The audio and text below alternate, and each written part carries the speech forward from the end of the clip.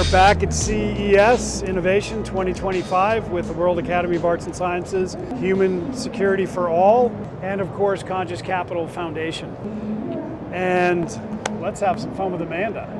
So, Amanda, it's great to see you again.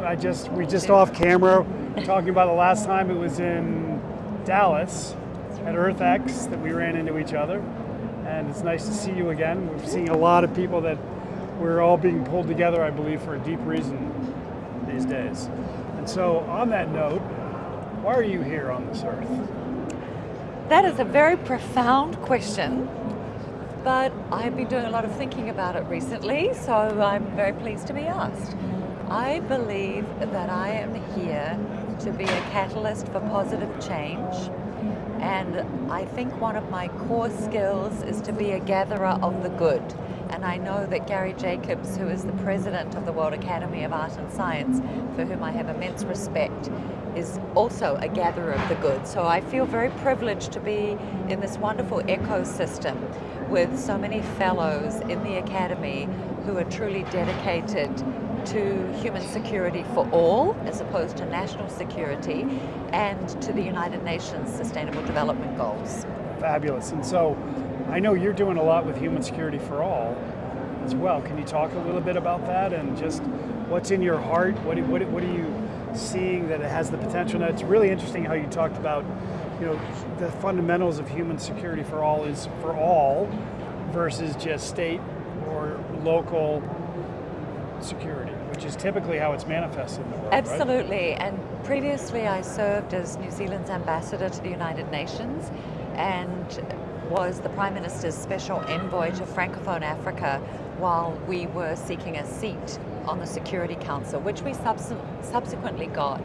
And I co-chaired humanitarian access into Syria during a difficult period while I was ambassador with two other amazing women ambassadors. Wow. Thank you for that work, by the way. So really I do come at this from a perspective of geopolitics, and I think we're at a particularly dangerous juncture in the world on our small blue dot right now.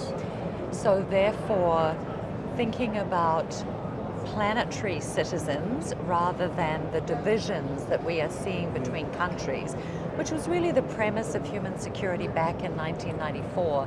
And then of course we had the Millennium Development Goals in 2000, and then the Sustainable Development Goals, which I was privileged to help negotiate in 2015. You were part of that? Yes, I was ambassador to the UN in Geneva at the fabulous. time. So the concepts are very similar.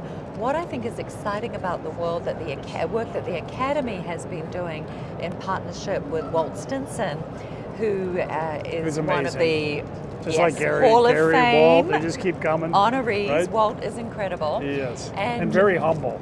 Absolutely. Isn't he? And Walt and Gary succeeded last year in really making a huge change for the Human Security for All agenda at the United Nations.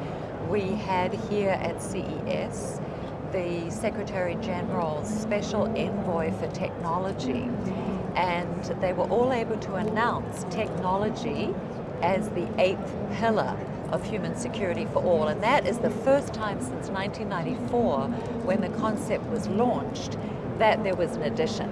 So I am super excited to be here at CES for the very first time and to be able to tell you a little bit about how we are using AI at ASU in partnership with some of the big policy-making organizations globally, so with the World Bank, also with the Interparliamentary Union. Tell me again your role with ASU. So I lead global partnerships for the Julianne Wrigley Global Futures Laboratory.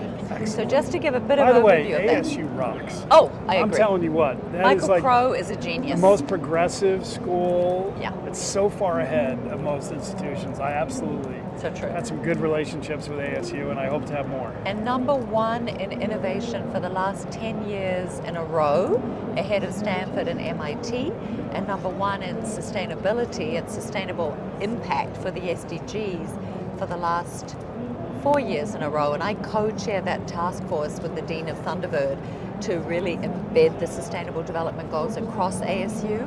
ASU is also the first university to have a school of sustainability globally, and the first Global Institute of Sustainability, and I serve as Executive Director for Hawaii and Asia Pacific. So lots going on. So cool. Let me tell you Oh what my I can tell you God. about AI. Oh yeah, let's go there. Okay. Because, I mean, how can we not? So, Right, first of all, this is the impossible mission because we got to do more of this because we've got like 10 minutes, which is the impossible mission. and so much to talk about. Holy cow. So, all right, so let's go AI. Okay, so AI, we're part of a consortium run by Planet called Climate Trace, tracking real-time atmospheric climate emissions. It uses AI and machine learning. We do the methane at point source across the US, but there's over 100 universities and nonprofits. Founder Gavin McCormick, I think, is brilliant as well.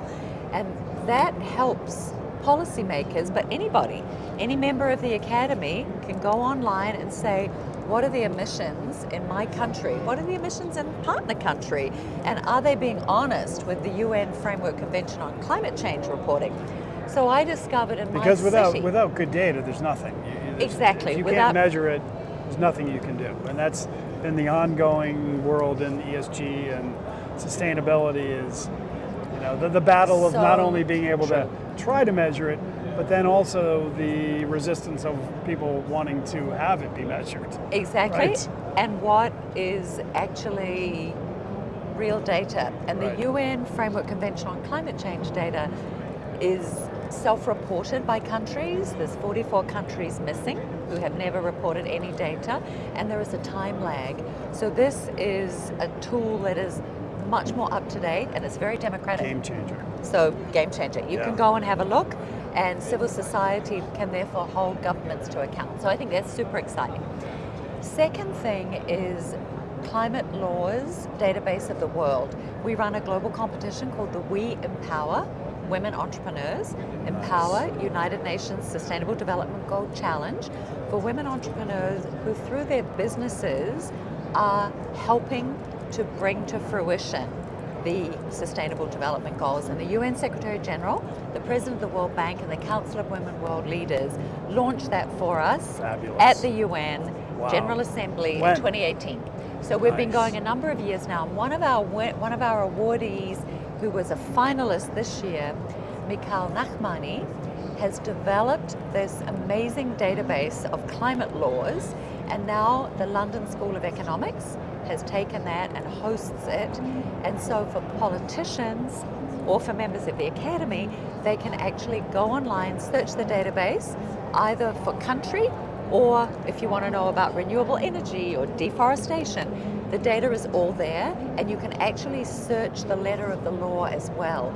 So for countries wanting to quickly find out how to take action, set the right incentives, they know their emissions, they can use the database for laws. And then number 3 is Transition Zero, run by a fellow Kiwi called Matt Gray. And Matt has developed an amazing AI tool to then help countries decide what is the best, most suitable and cheapest source of renewables for them to implement. And then the next stage is, of course, connecting to sources of finance like the Green Climate Fund or the World Bank. Of course. And every 6 months, Hank Rogers, who in fact here at CES discovered the Tetris game, and I'm discovered what? Discovered Tetris. So oh Hank my is, goodness. Wow. and Hank, so his daughter now runs Tetris globally. But Hank has the Blue Planet Alliance, which I sit on the board of.